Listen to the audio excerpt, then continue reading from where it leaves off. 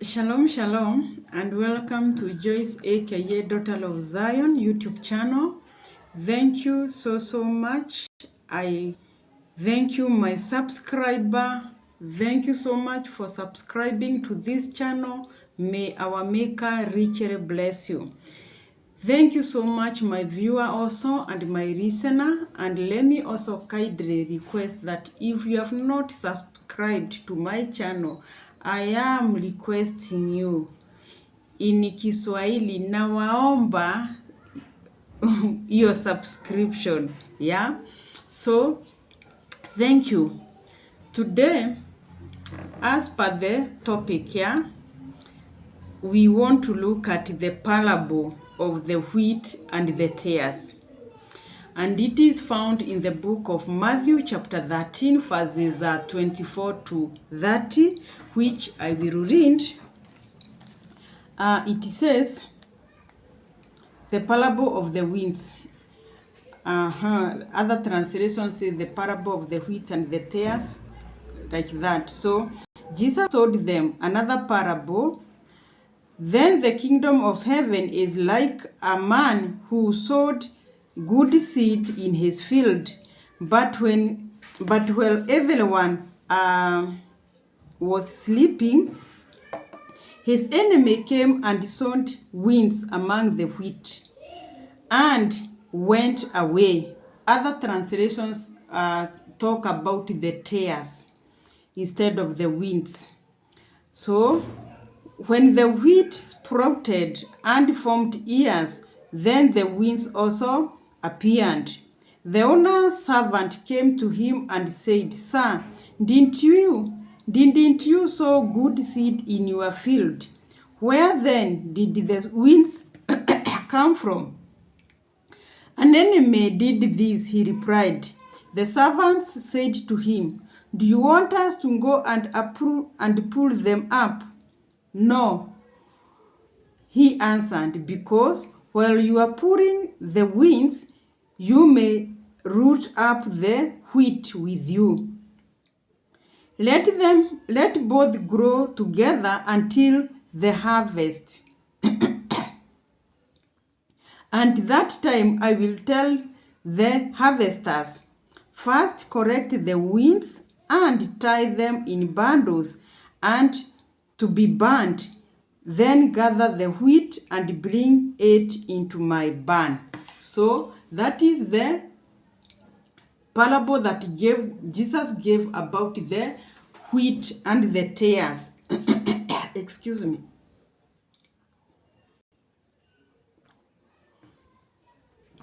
When you go down, verses 36 to 42, Jesus explained the meaning of the disciples asked Jesus to explain to them the meaning of that parable. And this is what Jesus said. That is verses 36 to 42. Then he left the crowd and went into the house. His disciples came to him and said, Explain to us the parable of the winds in the field. He answered, The one who sowed the good seed is the Son of Man. The field is the world, and the good seed stands for the sons of the kingdom. The winds are the sons of the evil one. Some translations talk of the wicked one. And the enemy who sows them is the devil. The harvest is the end of age, and the harvesters are the angels. As the winds are pulled up and burnt in the fire, so it will be at the end of the age.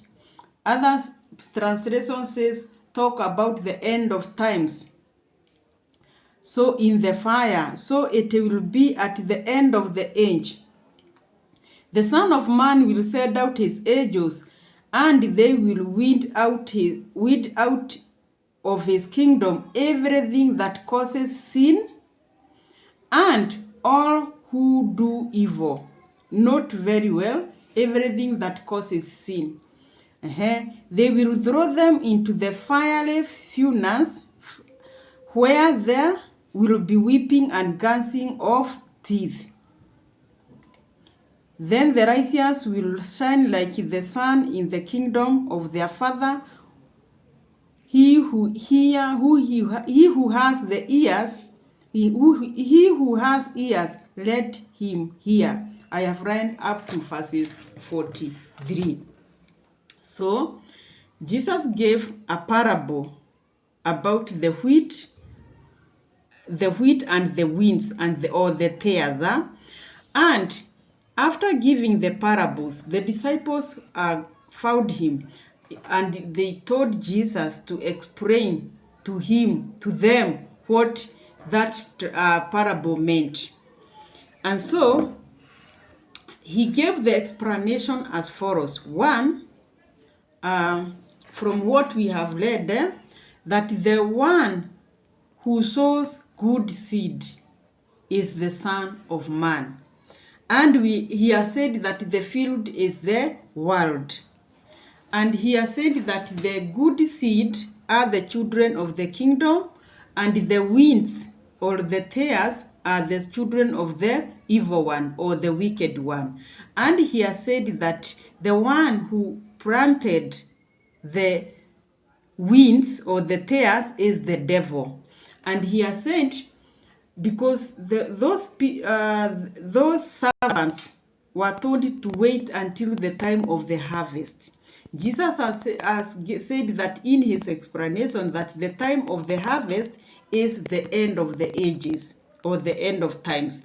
And so the ones who will the reapers or the harvesters who are the angels. That is the explanation that Jesus gave. So in other words, because he is the Son of Man, in other words, we can say, so I don't know what is happening.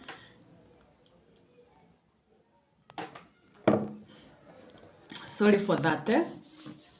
So in other words, Jesus came and preached or taught the true gospel. That is the wheat.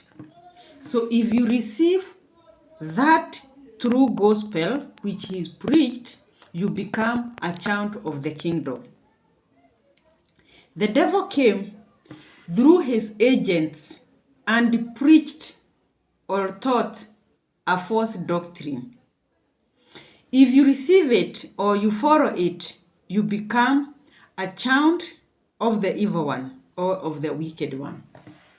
And remember, what did Jesus say in the book of Matthew chapter 5 verses 43? That I have come in my Father's name and you do not receive me.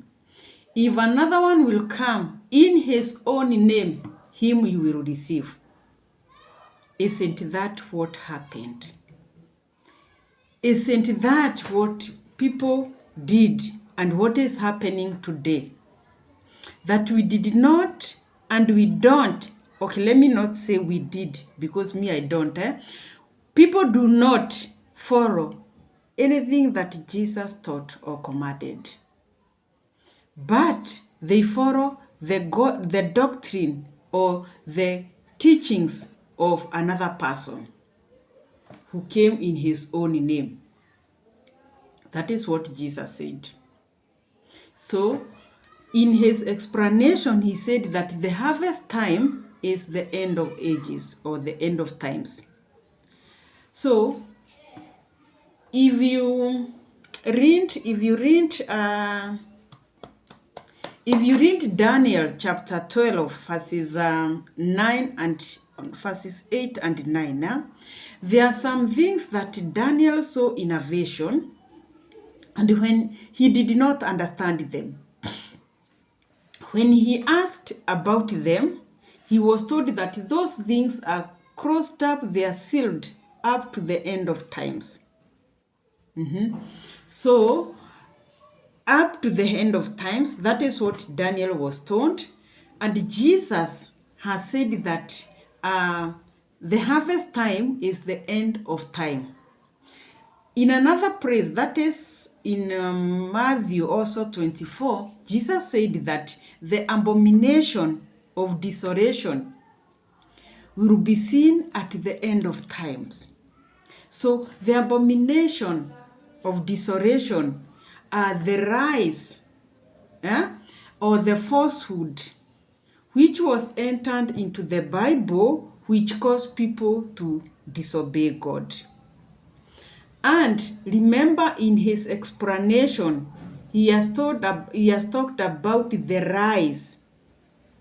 Yeah? So he said the harvest time is the end of times. So the end of times is when the wheat and the tares or the winds will be separated. That is, the children of the kingdom and the children of the wicked one or the evil one. And who will do the separation? In his explanation, he said the angels. The angels are the messengers whom now the Lord has sent to spread the message of revival. We have all along had a wrong or a false understanding of what revival is. Okay, excuse me. We were told that the revival is holding big crusades, healing miracles and deliverance experiences, with the great movement of the Spirit, mega rallies, and that is not what revival is all about. And I have done a video on revival. So if you have not listened or watched that video, you can search it down in this channel. There is a video that I have done about revival, and Kenya is the springboard of revival. So you can watch that one and listen to that. So in a nutshell, we can say that revival is to bring back something that was and it is no longer there. So what was there and it is not there today, it is the law of our Maker. The law was suppressed. It was put under our feet. We were told that the law was abolished. The law was nailed in the cross, and we sang songs to that effect. So that is what we were told. So revival cannot be the ordinary preachings we are used to. Of you will be blessed. Okay, God is taking you to places. God is opening new doors for you. We are used to those. Those cannot be what revival is. We are used to miracles and deliverance services. With all these things we are used to, that is not revival. Revival is telling people to return to the law of our Maker and the testimony. So telling people that the law was not abolished, it is there and it ought to be obeyed. It is what revival is all about. So those who will accept and obey, they will enter the kingdom of our Maker, and now they become the children of the kingdom as per the explanation of Jesus. And those who will reject that message, they will await their time, just as the tares, the way he has said that the tares are gathered together and burnt in the fire. They will also wait for their time of reckoning, as per the explanation of Jesus about the parable of the tares. And that is exactly what is happening today.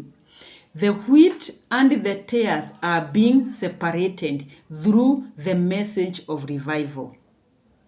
So ask yourself, are you a child of the kingdom or a child of the wicked one? Mark you, the children of the kingdom are not the ones who say that I am born again, I love Jesus. No, they are not. They are the ones who follow the law of our Maker.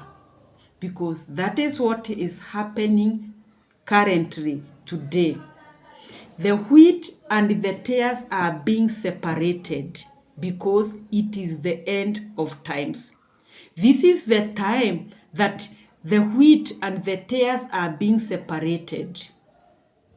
This is the time that the harvest time is taking place, because people are being told to return to the law of our Maker. So those who accept, as Jesus explained, they become the children of the kingdom. And those who refuse, because not everybody is accepting this message, they become the children of the wicked one.